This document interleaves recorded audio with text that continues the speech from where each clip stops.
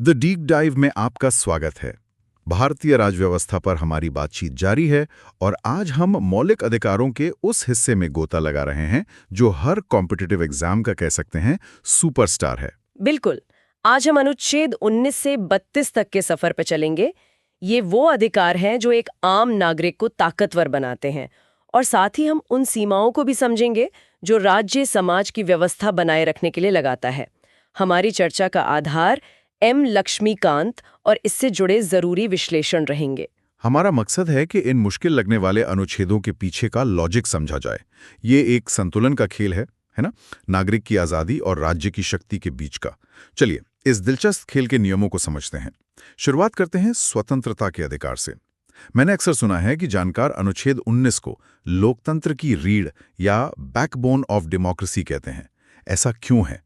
इस एक अनुच्छेद में ऐसा क्या खास है जो इसे इतना महत्वपूर्ण बनाता है? बहुत अच्छा सवाल है। इसे रीढ़ इसलिए कहते हैं क्योंकि इसमें वो 6 बुनियादी आज़ादियां हैं जिनके बिना लोकतंत्र चल ही नहीं सकता। और ये 6 स्वतंत्रताएं एक दूसरे से जुड़ी हुई हैं, एक चेन की तरह है। एक चेन की तरह? वो कैसे? सोचिए, अगर आपको बोलने की आज़ादी यानी स्पीच एंड एक्सप्रेशन न हो तो आप एक जैसी सोच वाले लोगों के साथ शांति से सभा या मीटिंग कैसे करेंगे? सही बात है। और अगर सभा नहीं कर सकते तो कोई संघ या एसोसिएशन कैसे बनाएंगे? और अगर संघ नहीं बना सकते तो पूरे देश में घूमकर, कहीं बस कर या अपना कोई काम करके अपने विचारों को फैलाएंगे कैसे? ये सब एक दूसरे पे निर्भर है। ये तो बहुत दिलचस्प है। लेकिन यहीं पर परीक्षा में एक ट्रिक होती है। ये अधिकार अनलिमिटेड नहीं है। इन पर रीजनेबल रेस्ट्रिक्शंस या युक्ति युक्त प्रतिबंध लगाए जा सकते हैं। ये सुनने में सरकार के हाथ में एक बहुत बड़ा हथियार लगता है। क्या ये एक लूप होल है? नहीं, ये एक लूप होल नहीं बल्कि एक बैलेंसिंग एक्ट है। संविधान बनाने वाले जानते थे कि असीमित आज़ादी अराजकता या एनर्की बन सकती है। इसलिए उन्होंने राज्य को अधिकार दिया कि वो देश की सुरक्षा, पब्लिक ऑर्डर, नैतिकता या दूसरे देशों से अच्छे संबंधों जैसे आधारों पर इन पर रोक लगा सकता है। लेकिन सबसे जरूरी शब्द है रीजनेबल यानी युक्ति युक्त। हाँ, ये प्रतिबंध मनमाने नहीं हो सकते। और ये कौन तय करेगा कि कोई प्रतिबंध रीजनेबल है या नहीं? सरकार? नहीं, और यही लोकतंत्र की खूबसूरती है। ये तय करने का अधिकार न्यायपालिका यानी जुडिशरी के पास है। कोर्ट देखती है कि लगाया गया प्रतिबंध जरूरत से ज्यादा कठोर तो नहीं है और उसका मकसद सही है या नहीं। तो अनुच्छेद 19 हमें आज़ादी से काम करने का अधिकार देता है। लेकिन क्या होगा अगर राज्य आप पर उस काम को लेकर कोई अपराध का आरोप लगा दे? यहीं पर शायद अनुच्छेद 20 तस्वीर में आता है, जो ये पक्का करता है कि दोष साबित करने की प्रक्रिया भी निष्पक्ष हो। आसान भाषा में समझा जा सके। पहला है नो एक्सपोज फैक्टो लॉ। इसका सीधा मतलब है कि आपको किसी ऐसे काम के लिए सजा नहीं मिल सकती जो करते वक्त कानूनन अपराध नहीं था। मान लीजिए आज हेलमेट पहनना अनिवार्य है पर 2010 में नहीं था, तो सरकार आपको 2010 में बिना हेलमेट बाइक चलाने के लिए आज सजा नहीं दे सकती। अच्छा, और यहाँ एक एग्जाम पॉइंट भी है ना कि ये सिर्फ क्रिमिनल लॉज पर लागू होता है। हाँ, ये बहुत बड़ा पॉइंट है। ये सिर्फ आपराधिक कानूनों पर लागू होता है, सिविल या टैक्स लॉज पर नहीं। इसका मतलब है कि सरकार पूर्वव्यापी प्रभाव से यानी रेट्रोस्पेक्टिवली कोई टैक्स लगा सकती है। और दूसरा है नो डबल जेओपर्डी, यानी एक ही जुर्म के लिए आपको 2 बार सजा नहीं हो सकती। और तीसरा है नो सेल्फ इंक्रिमिनेशन, यानी पुलिस या कोई भी एजेंसी आपको अपने ही खिलाफ गवाह बनने के लिए मजबूर नहीं कर सकती। बिल्कुल। और अब आते हैं उस अधिकार पर जिसे मौलिक अधिकारों का महा अधिकार कहा जाता है। अनुच्छेद 21, right to life and personal liberty. सुना है कि सुप्रीम कोर्ट ने इसकी व्याख्या करके इसे बहुत शक्तिशाली बना दिया है, खासकर मेनका गांधी केस के बाद। ये क्या क्रांति थी? ये वाकई एक क्रांति थी। 1978 के मेनका गांधी केस से पहले अनुच्छेद 21 का मतलब बहुत सीमित था। सरकार का कहना था कि अगर किसी के आजादी छीनने के लिए कानून द्वारा स्थापित प्रक्रिया प्रोसीजर एस्टैब्लिश्ड बाय लॉ का पालन किया गया है तो सब ठीक है। यानी बस एक कानून बना दो और आप किसी का जीवन या स्वतंत्रता छीन सकते हो। हाँ, लेकिन मेनका केस में सुप्रीम कोर्ट ने कहा कि सिर्फ कानून बना देना काफी नहीं है। वो कानून और उस कानून को लागू करने की प्रक्रिया भी उचित, निष्पक्ष और तर्कसंगत जस्ट, फेयर एंड रीजनेबल होनी चाहिए। ये तो एक तरह से भारतीय लोकतंत्र के लिए एक सॉफ्टवेयर अपडेट जैसा था। बिल्कुल सही कहा आपने। इसने अधिकारों की सुरक्षा को कई गुना बढ़ा दिया। इसके बाद तो कोर्ट ने अनुच्छेद 21 में मानवीय गरिमा के साथ जीने का अधिकार, राइट टू प्राइवेसी, स्वच्छ पर्यावरण का अधिकार, स्वास्थ्य का अधिकार, आश्रय का अधिकार जैसे दर्जनों अधिकारों को इसका हिस्सा मान लिया। इसी से जुड़ा है अनुच्छेद 21A, जिसे बाद में जोड़ा गया शिक्षा का अधिकार। इसे अलग से जोड़ने की क्या जरूरत पड़ी? ये बहुत जरूरी था, क्योंकि शिक्षा को एक बुनियादी अधिकार का दर्जा देना था।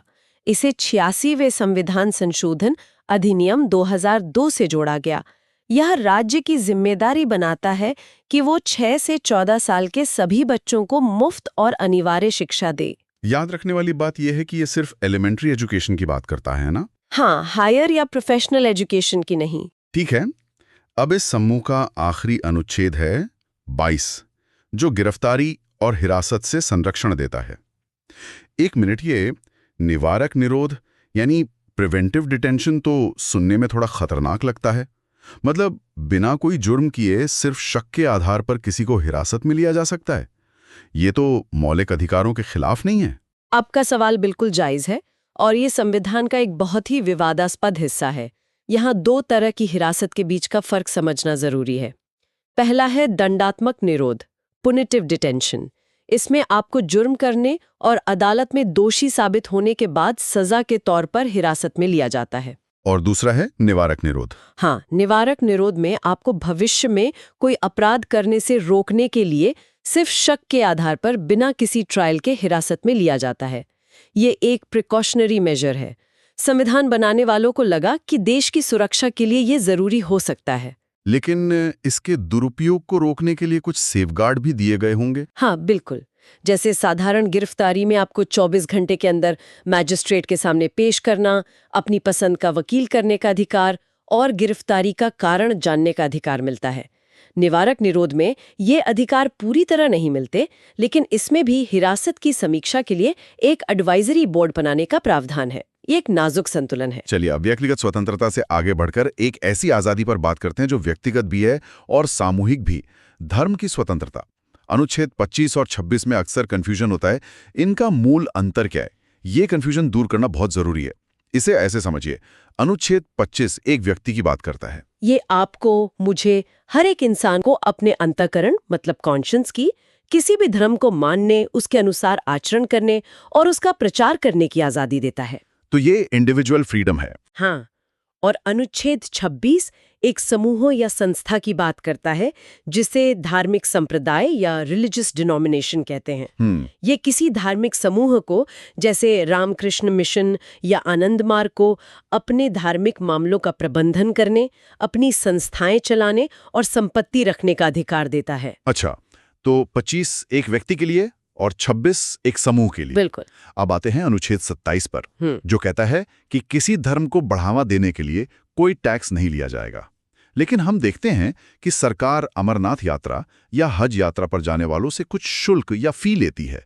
ये कैसे मुमकिन है? यहाँ कर यानी टैक्स और शुल्क यानी फी के बीच का फर्क समझना ही असली खेल है।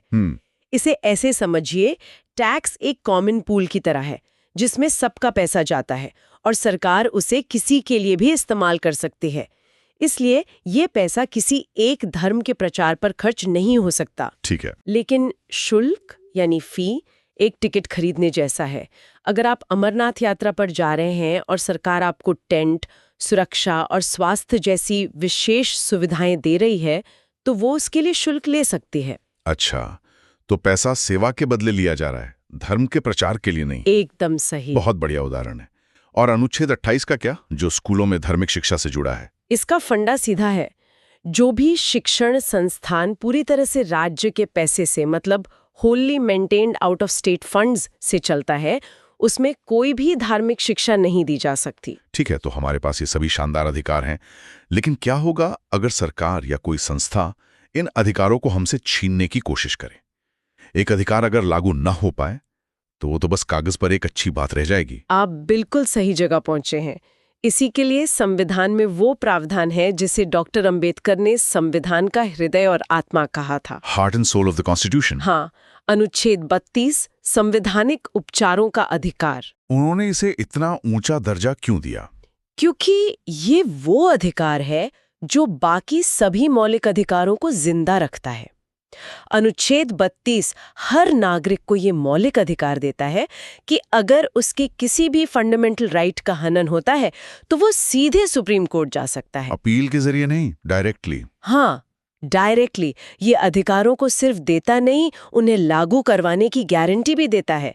यही कारण है कि सुप्रीम कोर्ट को मौलिक अधिकारों का रक्षक और गारंटर कहा जाता है। और इन अधिकारों को लागू करवाने के लिए सुप्रीम कोर्ट रिट यानी व्रिट्स जारी करता है।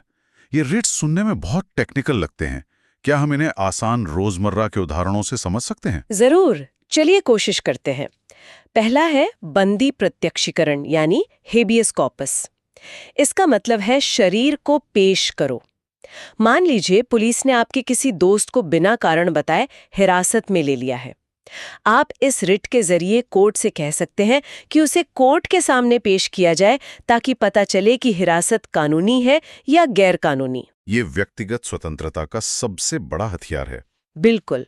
दूसरा है परमादेश यानी मैंडेमस। इसका मतलब है हम आदेश देते हैं। कल्पना कीजिए, नगर निगम के किसी अधिकारी का काम सड़क की सफाई करवाना है और वो महीनों से नहीं कर रहा। आप परमादेश रिट के जरिए कोर्ट से उस अधिकारी को यह आदेश दिलवा सकते हैं कि अपना काम करो। अच्छा। तीसरा है प्रतिषेध, प्रोहिबिशन। इसका मतलब है रोकना। ये बड़ी मछली का छोटी मछली को रोकने जैसा है। अगर कोई निचली अदालत अपने अधिकार क्षेत्र से बाहर जाकर किसी केस की सुनवाई कर रही है तो ऊपरी अदालत मतलब हाई कोर्ट या सुप्रीम कोर्ट उसे ऐसा करने से रोक सकती है। चौथा है उत्प्रेषण, सर्शोरेरी। हाँ, ये प्रतिषेध का अगला कदम है। ये न सिर्फ गलत कार्रवाई को रोकता है बल्कि केस को निचली अदालत से अपने पास मंगवा भी लेता है या उसके फैसले को रद्द कर देता है। और आखिरी है अधिकार पृच्छा, क्वो वेरांटो। इसका मतलब है किस अधिकार से। अगर कोई व्यक्ति गलत तरीके से किसी सरकारी पद पर बैठ गया है तो कोर्ट इस रिट से पूछ सकती है कि आप किस अधिकार से इस कुर्सी पर बैठे हैं। ये तो बहुत ही पावरफुल टूल्स हैं। यहाँ एक और क्लासिक एग्जाम क्वेश्चन आता है।